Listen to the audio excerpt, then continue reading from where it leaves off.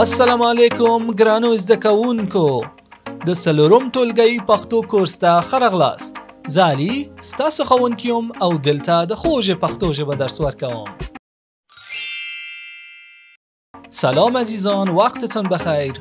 به چینل آموزش زبان پشتو با علی خوش آمدید. در این دوره می خواهیم پشتوی صنف چهارم را با هم بخوانیم. پشتوی صنف چهارم اولین کتاب آموزش زبان پشتویی است که برای دری زبانها توسط وزارت علوم افغانستان تدوین شده و مختص دری زبانها و فارسی زبانانی است که می‌خواهند زبان پشتو را به تازگی شروع کنند. زبان پشتو یکی از زبانهای اصلی افغانستان و دومین زبان پرگویشور در پاکستان محسوب می‌شود که در برخی از مناطق شرقی ایران هم استفاده میشه. پس بیاین با هم این زبان شیرین و کاربردی را یاد بگیریم و از استفاده آن لذت ببریم. څلورم ټولګی صنف چهارم لومړی لوست درس اول الله جل جلاله. موخه، هدف این درس چی است؟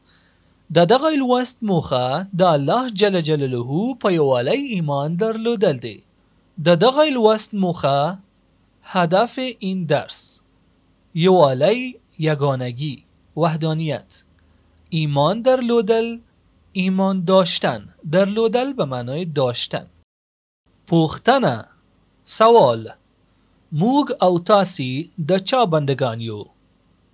او موږ او تاسې د چا بندگان یو؟ ما و شما بندگان چه کسی هستیم؟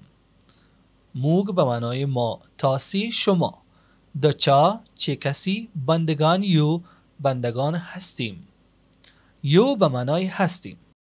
الله یو دی، خداوند یکی است، شریک نلری، شریک ندارد. در قسمت لری سرگنده آمده است. چرا؟ چون برای الله سوم شخص استفاده شده. افعال برای سوم شخص همراه با سرگنده یا میایه. موگ د الله بندگان یو، ما بندگان الله هستیم. موگ مسلمانان یو، ما مسلمان هستیم. د الله جل جلاله عبادت کو، عبادت الله را میکنیم. دقت کنید شناسه هر فعل با توجه به فاعل استفاده میشه. موگ ما باید در آخر یو بیاریم، یعنی هستیم، ما هستیم. موگ یو، موگ عبادت کو، ما عبادت میکنیم. این قاعده مربوط به گرامر ضمایر شخصی میشه. لینک ویدیوی آموزشیش همینجا براتون میمونم. حتما بعد از این که این ویدیو را تماشا کردین، ویدیوی آموزشی مربوط به ضمایر شخصی را هم تماشا کنین. بسیار آسان و قابل فهم است. زموگ نیک عملونه د الله جل جلاله عبادت دی. زموگ نیک عملونه، اعمال نیک ما، د الله جل جلاله عبادت دی، عبادت الله حساب می شود. معرکه، گفتگو و یا مکالمه. توریالی و زلمی با هم یک مکالمه را دارند که با هم می خوانیم. توریالی: زلمی، موگ چا پیدا کردیو؟ زلمی: چه کسی ما را آفریده است؟ چه کسی ما را پیدا کرده است؟ در این جمله فعل نسبت به مفعول آمده. موگ در اینجا مفعول است. ما کسانی هستیم که آفریده شده ایم، پیدا شده ایم. یو فعل است. یو نسبت به موگ آمده. زلمی: موگ الله جل جلاله پیدا کردیو. ما را خداوند الله آفریده است و یا پیدا کرده است. در این جمله هم فعل نسبت به مفعول آمده. موگ در اینجا هم مفعول است. ما کسانی هستیم که الله ما را آفریده است. پیدا کردیو فعل است که نسبت به مفعول آمده.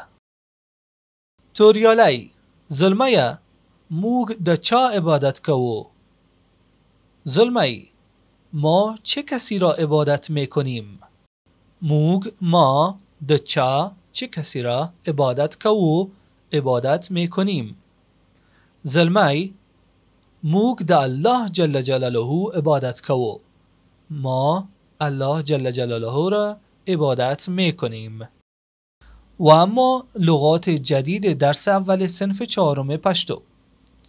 موخه، موخه، هدف، پختنه، پختنه، سوال، یوالی، یوالی، یگانگی، وحدانیت، ایمان در لودل، ایمان در لودل، ایمان داشتن، عبادت کول، عبادت کول، عبادت کردن. خب دوستان عزیزم، این بود درس اول صنف 4 پشتو. اگر میخواین زبان پشتو را از سطح مقدماتی بگذرانین، این صنف بهترین کورس برای شماست. پیشنهاد میکنم دنبال کنین، تعقیب کنین و هر روز تکرار و تمرین داشته باشین. هیله لرم چې دا درس مو خوښه شوه او زموږ د ملاتړ لپاره مهرباني وکړئ چې دا ویډیو لایک کړئ او موږ خپل ملګرو او د پښتو ژبې مینهوالو ته معرفي کړئ. تا درس آینده شما رو به الله پاک میسپارم. د خدای پامان.